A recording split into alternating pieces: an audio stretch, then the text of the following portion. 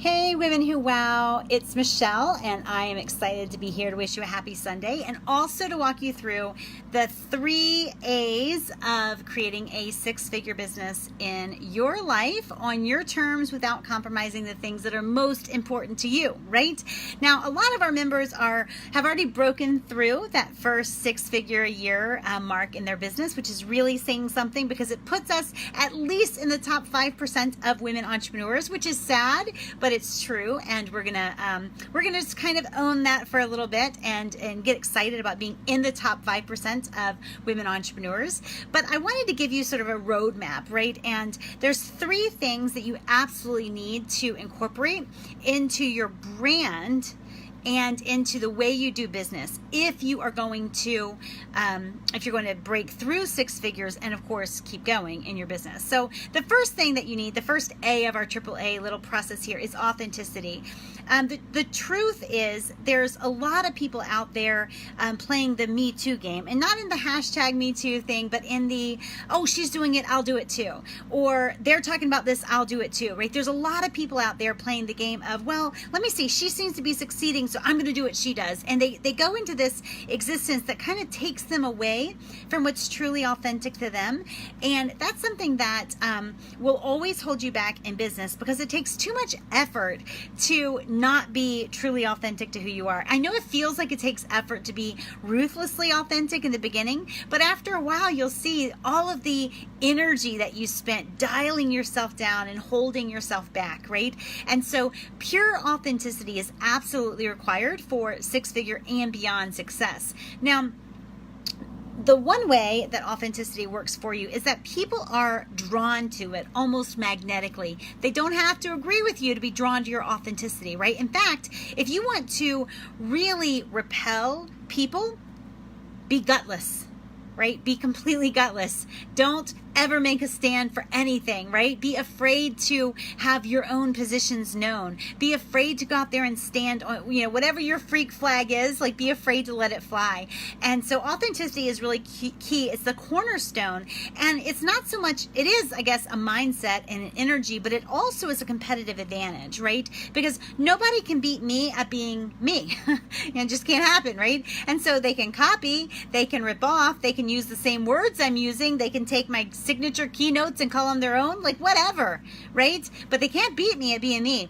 And I am banking on the fact that I am so ruthlessly and unapologetically authentic that I do get to stand up in a category of 1 in my business, right? And so for you, it's the same thing. It doesn't matter what you sell. When you are authentic in your relationship with your market and with your community, then it shows. People are drawn to it magnetically. They respect it, and it also gives you a competitive advantage. The second A of the AAA formula is access. This is the one that I feel like women entrepreneurs struggle with the most, is access. And the thing is, as women, we're often, we're relational. I think we're a little bit more relational than men and more conversational. And what happens is we start getting into pick your brain conversations. We start getting into conversations with people who want to pick our brain, want to go over stuff with us, whatever. And so particularly if you are in the authority business, right, then you need to protect access to yourself because that's what you're hoping to sell. So you can't be letting everybody pick your brain all over the place. But also, particularly for women entrepreneurs, we do have to protect access to, hey, Brenda. Yeah, I was just live in the Women Who Wow members group. So if you guys are not Women Who Wow members, but you are women entrepreneurs, then you need to come ahead and join us. But we're talking about the triple A's of 6-figure success. The first one is authenticity. The second one is access. So it's not just protecting yourself, protecting access to yourself, but for people who would sponge off of you, people asking for free advice and all of that.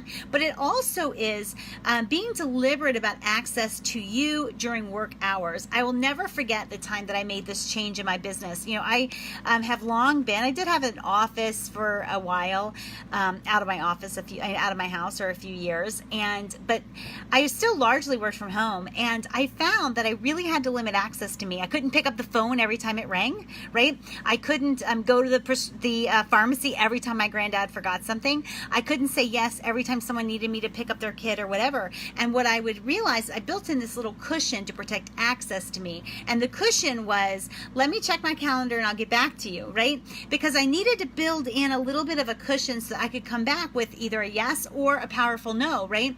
And it also got people thinking, oh, she has a calendar. She's not just waiting for me to ask her for a favor, right? So when you protect access to yourself, you not only protect your energy and your mental real estate, if that's, you know, the industry that you're in, but you also protect your time and ability to make your business work. So the first A is authenticity. The second A is access, and the third A is accountability, right?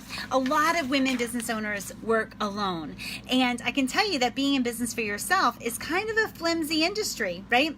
And there are a lot of off-roads that can be very costly and long, and they can keep you longer than you ever planned on staying. And I meet a lot of women entrepreneurs on their back end when they're heading back in for one of those side roads, this certification that they pursued, or this new program or this new system that they took a year to learn or whatever, right? And then they come back to the main road where they find me.